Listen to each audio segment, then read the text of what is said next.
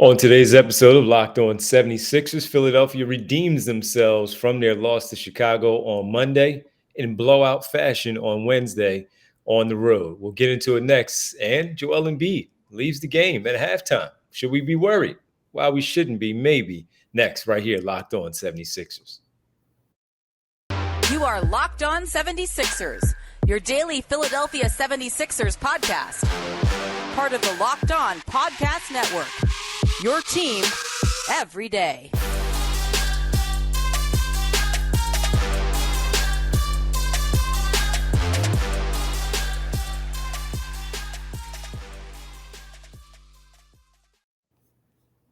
Welcome. You're Locked On 76ers. I'm Devon Givens from 97.5 The Fanatic Radio in Philadelphia, alongside my co-host and partner, as always, live from Chicago, Keith Pompey, Inquirer.com. Sixers beat writer. What's up, Keith? What's good, man? How you been? Doing all right, man. Good to talk to you after another win for the Sixers as they pick up win number 49 on the campaign. And they just bounce right back as a team that we looked at again and simply say this team is pretty darn good as far as looking at the season and what they've done. So 49 wins. They remain in third place, half game back of Boston, who was off on Wednesday night. Milwaukee played, they won. So the Sixers are still 2.5 games back of the Milwaukee Bucks, but they handled their business. 3 games back of the Milwaukee Bucks, but they handled their business. They get it done. And before we get into everything, we got to thank everybody for making Locked On 76ers first listen. And remember, Locked On 76ers is free and available on all platforms, including YouTube at Locked On 76ers. Well, Keith, we got to talk about, of course, the win. Very, very lopsided from start to finish. Joel Embiid leaves the game at halftime. Should we be worried? The head coach said we shouldn't, so maybe we don't need to be. We'll see. He said he should be able to play on Friday. And also Doc Rivers with his team, 49-23, with 10 games now left to play on the season. We need to talk about how good of a job he's done so far this season as we get ready to head into the playoffs. But first, Keith, we talk about them being a team that's a little bit different than what we've seen in the past. And while they have had 50-win seasons, they've had the number one seed and have been the favorite to at least get to the Eastern Conference Finals in a number of seasons. We don't know what their fate is as of yet, but they're looking pretty good as the best team since December, record-wise, in the NBA. And when you see a little bit of a different look to them, a different feel about them when they step on the floor, they got off to a 17-0 start to begin this game, and there was never a doubt of the Chicago Bulls coming back.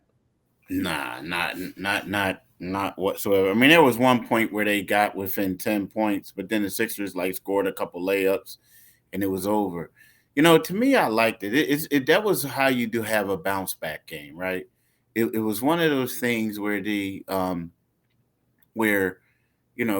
sign of a champion is how do you respond the next game, and then also how do you respond to a team. And it looked like it. They were tired. They played the Bulls the first game. I'm talking about Monday night. And the game goes to double overtime, and they lose. And they came out tonight and said, you know what? We're not leaving any doubt on this one. We're going to beat y'all like y'all stole something. And that's what happened. And, I felt like it was good. And the funny thing is, not funny, but their best player or their best perimeter player wasn't playing. And they still went out there and brought the wood. So, to me, this was a quality win for the 76ers. I mean, in more ways than one. And we talk about jumping on the team early and establishing that, not letting their foot off the gas. And that's what they did. They showed their mettle of how tough of a team they are, why this, as we've talked about many times, is different than what we've seen in the past. And it wasn't just Joel Embiid either, Keith, who we'll get to in the next segment. It was a bunch of players just doing different things to set the tone early, from PJ Tucker with his defensive presence and knocking down a couple of shots that he had early on, and DeAnthony Melton continuing to play some really good two-way basketball, starting in place of James Harden on Wednesday night, picking up 3 steals, having a game-high 25 points. He hit 4 more threes. So in the last 2 games, he has hit 9 3-pointers and has collected a bunch of steals in these games, as he had 6 on Saturday in Indiana and had a few back at home in Philadelphia, and then picking up 3 more on Wednesday night. His play has just been remarkable, and we talked about him on yesterday's podcast. Tyrese Maxey, 21 points, a few more three-pointers for him tonight. And Tobias Harris picking up the slack where he often does that when one of the players are out and you know you need some extra production from him. 20 points, 9 rebounds, 8 assists. And he also defended really well on the wings and on the smaller guards like Ayo Dosunmu when he played some big minutes. Tobias Harris was the one that was on him with his length at 6'8", 6'9", using that length to really um, to break up their flow of their offensive sets where they couldn't just make those easy entry passes, to make those simple passes to guys cutting and on the move to receive the basketball from Dosunmu and others. Tobias Harris was really good in this game. So contributions all around. Paul Reed played well. George Niang had 11 points. He hit some shots. And really good performance by the team overall. Yeah, and you know what? The one thing that reminded me of this game, and it's funny, Doc Rivers is always talking about how this team reminds him of the '83 championship team, right? And sometimes he says that, you're like, come on, Doc, like, bruh, like, come on, man, don't do it to us. Don't do it to us. But this team did remind me of the '83 team last night. And it reminded me from the aspect from people we don't remember because it happened so long ago. But there was a point where the Sixers went to Atlanta and they played the Hawks, and the Hawks like went on outscored them 44-30 in the fourth quarter to end up winning by like double digits, right? And but the crazy thing is they didn't have a back-to-back like that then, like two teams. But the Sixers played them 8 days later. And let me tell you, the Sixers laid the wood to them. I mean, just demolished them to a point where like the score was 40-11 after the first quarter. And at that point, that's when a lot of people said, this team has the heart of a champion. This team has no quit in them. And when you look at it, the 76ers did the same thing. They go and they lose to this team in double overtime, and they come out and lay the wood to them the next time they played a couple days later. So to me, that's a major similarity to that team. Now, will it end up the same way? No one knows, but this is the way you bounce back. And this is like the heart of a champion that they showed. Well, you take those steps. And if this part is part of those steps that we talk about to get there, then, it's a pretty good showing and a pretty good sign for this basketball team and what they can do going forward. So really good win. Really nice way to start off this trip, even though it's basically just an extension of the trip before with 3 games and a stop in Philadelphia. Good job by them to pick up this win. So next up, we got to talk about where we mentioned all those names and what they've done. Joel Embiid played just 16, 17 minutes, finishing with under 30 points, snapping his franchise record, 10 plus games of 30 plus points consecutively. Well, that wasn't because he wasn't playing well, because he was playing well before they came out of the locker room and he wasn't out there on the floor. Paul Reed got the start. He's been playing well, but he did leave, had a little bit of a calf strain, caused him to miss the game. Why we shouldn't, at least it seems, worry about Joel Embiid and the calf strain. We'll get to that next right here, Locked On 76ers. But first, I have to tell you about, as I see how Philadelphia plays, and I told you at the top of how good they were. Well, Ultimate Pro Basketball GM in Locked On NBA, I'm really excited about our new partner and sponsor of our episode today, the mobile game Ultimate Pro Basketball GM. Ever dreamed of becoming an NBA GM? Sure you have. And managing your basketball franchise? I know you have, because I have as well. Well, your dream can come true, and this game is definitely for you. Manage every strategic aspect of your team like Philadelphia's coach did on Wednesday night. Play through the season and lead your team to glory. You're responsible for hiring the right coaches and assistants, trading and training players, and the way Philadelphia has been playing, I might need to trade for some of those guys, making draft picks, navigating your franchise through free agency and the draft and all the ups and downs of the season. All this in a challenging and realistic game world. Ultimate Pro Basketball GM is completely free and playable offline. Play on the go as you want and when you want to.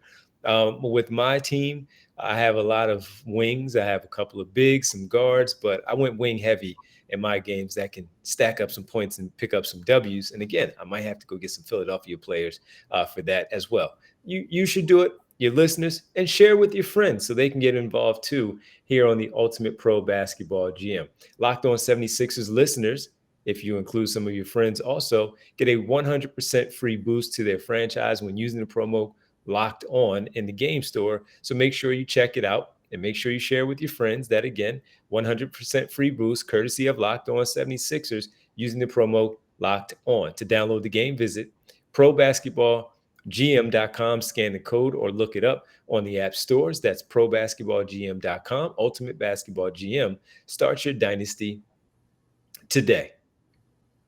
Welcome back to Locked On 76ers. Thank you for making Locked On 76ers your first listen. For your next listen, check out the Locked On Now podcast, nightly recaps of every NBA game with analysis from our local experts. It's free and available wherever you get your podcast. All right, Keith. A little alarming as the game was happening. 116-91 again, the final score for the Sixers over the Bulls. Joel Embiid, 16 minutes in the first half. He was 5 for 7 from the field. 2 for 2 from the free throw line, 7 rebounds, 7 assists, 1 steal, 1 block, 4 turnovers. So a high turnover first half, but it didn't matter. 12 points on the evening.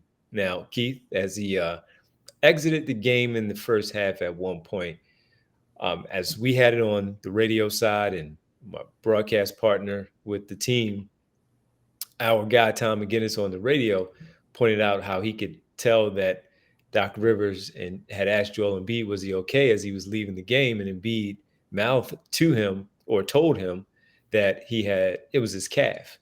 So Doc kind of put his head up and put his head back, turned to the Sixers head trainer, Kevin Johnson, and kind of told him, and KJ got up and did whatever he did. And, Embiid never returned when they came out of the locker room. You being in the building, what was it like first sitting there as a guy who's covering the team, wondering why Paul Reed is starting and not Joel Embiid? I mean, it was one of those things where you reach out to people like, what's happening? And the thing is that people were quiet. Like, no one was saying anything. So you're saying to yourself, like, yo, what's going on? Like, like, why aren't you saying it? Like, typically when a guy gets hurt or gets injured, Right. As soon as they get ruled out, you get a notification. But this one was like no one was saying anything, like whatsoever. And you knew that they knew, like, but it was just one of those things. No one said anything. So to me, it was like, I saw him reach over and grab his calf and all this, and I wasn't really concerned. But at the same time, with his injury history and with so much at stake this season, it was kind of mind-boggling to me that the information didn't get wasn't given to the media or even the television partners early. You know what I mean? Because it was like a point where you look at social media and everyone was panicking. Everyone was panicking. So I'm still kind of shocked and amazed that the Sixers, and I feel like they fell asleep on the switch by something so small, basically taking forever to get it out. And sometimes when it's something like that and you hear it, you like, well, are y'all telling the truth? Because what took you so long to relay the information? So to me, I don't know. It wasn't the panic with me, but at the same time, it was just mind blowing to me that it took them nearly a whole half to just say that he messed up his calf. All right. So once you did find out after the game and you guys asked right there in the press conference, I heard your question. I heard a couple of other questions in regards to this, including James Harden. How did you feel once Doc Rivers shared the information and said that he should be available to play on Friday? I mean, like it was weird. You talking about Harden or Embiid? Embiid, Embiid. I mean, it was one of those like, oh, okay. But my thing is, if how do you know he's going to be able to play on Friday if it's his calf, right? Like, what steps does he have to take? You know what I'm saying? Like, if it's precautionary, like, is it that easy? So, but when Doc said what he said, it all sound good, right? And then Embiid was like, it depends on how I feel, how I progress. Okay, Now, so he did talk. Okay. yeah, Embiid did talk. Yeah, he talked. He was in the locker room. He was actually the first guy to talk in the locker room. Right. So he said it basically depends on how I feel. He said, I said, yo, man, you had everybody going crazy on Twitter. He said, yeah, that's Philly, right? We all go crazy over everything. But he says he's fine. It was precautionary, but it's also one of those things where he has to feel, depend on how he feels. Now, the one thing that we do know, they do expect James Harden to play, right? And it's a But good sign that Harden was on the bench. yeah, it's a great sign. But he's not going to play in back to backs. So So that's he'll where play in one of the two, whether yeah. it's So Friday or they're Saturday. saying they're saying it's going to be against Golden State. That's what they're saying for now. But yeah, he's not going to play in the Phoenix game. back to back. Yeah, in the Phoenix, or at least one of them. Well, it So makes sense because if it's Friday, they play Friday and Monday. You give them Saturday and Sunday off. yeah, Monday that makes a lot of in sense. Denver play against the Nuggets. So that makes sense. Yeah, it makes a lot of sense. A Yeah, lot of sense. that makes sense. Now, as far as the calf goes, while we don't focus on the Minnesota Timberwolves, but we do talk about the NBA when big things happen. Carl Anthony Towns returned last night, and Keith, as we talk about Joel Embiid and this calf, Carl Anthony Towns has been out for months dealing with the calf strain or issue that he had, and it caused him to miss a lot of games. And he finally came back last night, scored 20 points, and had a decent game in his return. And while it's not that serious, it was pretty ironic that Embiid suffered this little, minor setback in the game, while Carl Anthony Towns did come back and he was out for a few weeks while dealing with that very injury. So I just want to make sure that I knew it was the calf. I just want to make sure that I have the right terminology so I'm not just saying anything in their 1 point win over Atlanta. Towns came back and he had, let me see. I'm just trying to check it out. But yeah, he came back after dealing with the calf injury, and it's something that I don't think we have to worry about it like they had to, Hmm. but it can be a problem. Basically, Yeah, can yeah, be a problem. I agree. I agree. All But right. I Well, mean, maybe it's not, the same. But like, it's just something that's why I said, how are you definite that he's going to play on Friday? And because the thing is, you just want to make sure that he's 100% healthy. That's all. yeah, absolutely. Well, the one thing that I do know is he wants his award, and in order to get that award, he has to play. And the maximum amount of games that he can play is 69, based on the games that he has already missed. 10 games left. He'll play in all of these games. He'll play Okay. as long So as he he's has to out. play in all those games in order to get the scoring Well, title. look, you as a voter, you don't mind certain numbers, but he'll be at 69. Maybe 68, 67 is not a big deal, especially with the voters like yourself seeing how the season is going. Oh, But believe me, I put that in account too. How many games you miss? I do.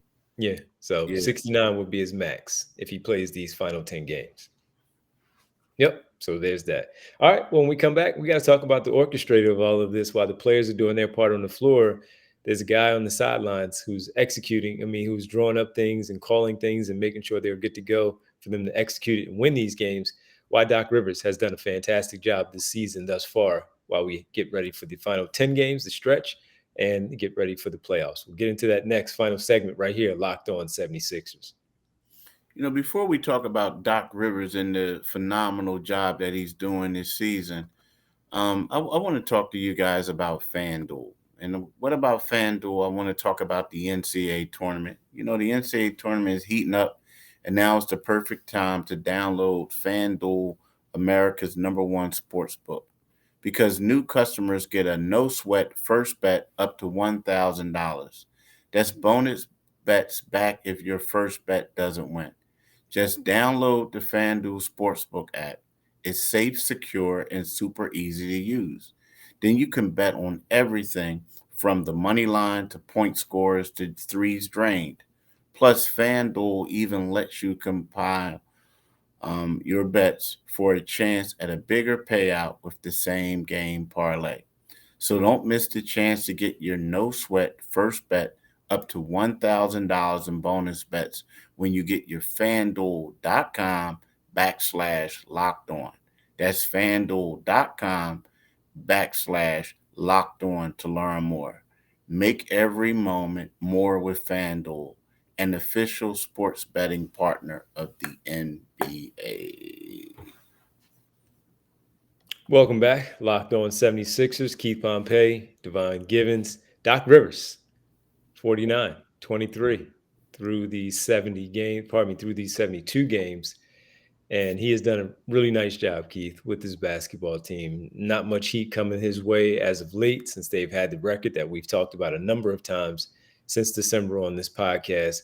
You've been around him, you've seen him back in Chicago back in his hometown of Chicago last night in their victory.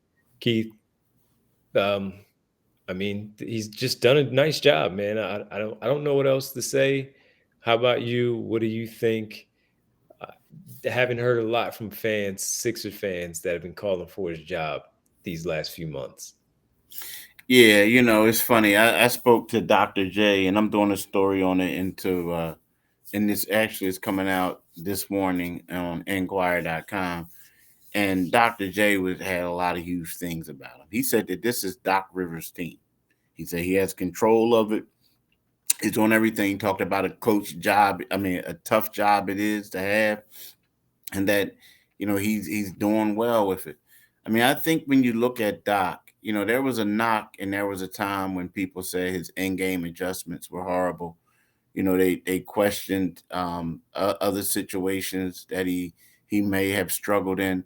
But when you look at it, a lot of these adjustments, now it wasn't this way. I'm not going to say everything was smooth sailing in the beginning, Mm-hmm. but a lot of his adjustments, like recently, since they've been on this nice little run, this nice little stretch, have been phenomenal. I mean, I'm gonna give you a prime, and even his timeouts, the time that he calls them. I mean, I give an example. When they played the Indiana Pacers, they were down like 12-4. He calls a timeout. They respond with a 14-0 run. Game over. And what I mean by that is Indiana never led again. So, I think that Doc is making adjustments. We look at how the defense is, and he does have a defensive coach, but at the same time, sometimes they struggle. They come out with that zone. I feel like his lineups have even gotten better. Especially at the start of the fourth quarter. That lineup that he has out there, and so it just seems to me that this might be one of Doc Rivers' better coaching performances. At least it is since he's been here with the Sixers. So he doesn't get a lot of accolades, and I can understand why, because from the outside looking in, you got Maxey, an all-star in waiting. You have Joel Embiid, the most dominant player in the NBA. You have James Harden, who's putting up numbers that no other 76ers point guard has put up. But at the end of the day, is Doc Rivers the one that's meshing all these egos and personalities? And I think that he's doing a phenomenal job. I agree. He's done a tremendous job, and the way that he has handled things with this team, the rotations, the lineups. To your point, timeouts. He even had one last night when Chicago was trying to make that run that you were talking about. Not when they got to 10, because that was a little bit earlier in the game. It was in the second half with no Embiid, and Chicago, I think they scored maybe 4 points, but he saw a moment where it was like, okay, let's nip this in the bud right now. Timeout. And that was a good It was an early timeout, but it was a good one because it settled them down. He relayed the message that he needed to relay, and they came right out again, Keith, and they just simply did what they did throughout the entire night, which is just continue to put their foot on the gas and not let up there. So he had to regroup, make sure that they regrouped, understood what they needed to do, whatever they saw, the communication, it was there, helping Tyrese Maxey become a better point guard whenever they need him out there handling the ball the way that he does. Trying to find ways for Tobias Harris to get involved too, where we've talked about him a number of times and what they need to do. He's pressed a lot of really good buttons throughout the baseball season when we talked about the Phillies and Rob Thompson making changes, and Keith, we would talk about those things off the air, pressing all the right buttons, getting that team to the World Series. Nick Sirianni locally doing all the right things and pressing the right buttons to get them to the Super Bowl. As you mentioned earlier, we don't know where this one is going to end up. But Doc Rivers right now at least seems to be pressing all the right buttons. And that should make people feel maybe not all the way in, but a little comfortable going into the start of the postseason where there's a belief and some hope that the things that got in the way that we would point at him, especially in that Atlanta series that was his fault, and maybe even some last season in the Miami series in that second round, where you could point the finger at Doc Rivers. Maybe those things won't happen this season because he has a really good pulse of what this basketball team is, the lineups, as you mentioned, the matchups that could be there. And that goes to the front office, and we can get to them on another episode. But he has done a tremendous job this season, and there's no reason for people not to, at least regular season wise, not buying in on what he's done. Yeah, I agree, bro. I agree.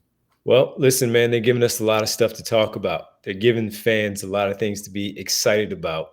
And as we are now 10 games away from the end of the regular season, we can now look ahead to the postseason and still try to, again, see where they end up, whether it's the 2 seed, number 1 seed, or stay in the 3rd spot, wherever it might be. This team is giving the fans a lot of hope of what this one, again, might be different. Well, that'll do it for us. And we thank everybody for making Locked On 76ers your first listen every day. On our next episode, we'll talk about maybe a little bit of what some of the other players are doing with this opportunity that they have had, Paul Reed and so many others. Now make your second listen, Locked On NBA, Locked On Experts, covering the biggest stories around the NBA every Monday through Friday in less than 30 minutes. It's free and available wherever you get your podcast. Keith, do you mind letting the good folks know where they can find us, man? Like my man D just said, wherever you can get the podcast, you can get this podcast, and it's free and available. But once you go to our YouTube channel, yes, our YouTube channel is back, as you can see us. What you need to do is you need to click on that Liberty Bell, and you become a subscriber by doing that. Also, you get alerts whenever we have new podcasts out. But tonight, you got to listen to my man D from 10 to midnight on 97.5 FM. Also, make sure you do yourself a favor and give my man a follow at Devon G975 on Twitter. That's Devon G975 on Twitter. And for y'all at the YouTube channel, you can look at it and you can see it, right underneath his name, right underneath him, Devon G975. You can follow me on Twitter at Pompey on Sixers. And you can read my article about Doc Rivers and my observations and takeaways from last night's game on Enquirer.com. And just let y'all know, people for Temple, I feel sorry for y'all, but Sam Cassell is not going to take that job. He's not going to interview for the job. They acquired about him, but he's staying put with the 76ers. Damon Stoudemire left the Boston Celtics, went to Georgia Tech. Sam Cassell not making a similar move. So tough to see our guy Aaron McKee not be able to finish things off in a positive way. So we'll see where he rebounds. But Sam Cassell will not be taking his place. All right, Keith. Thanks, man. Appreciate it as always. Thanks, everybody, for watching and listening here on the podcast. We'll talk to you tomorrow. Thanks, man. Peace.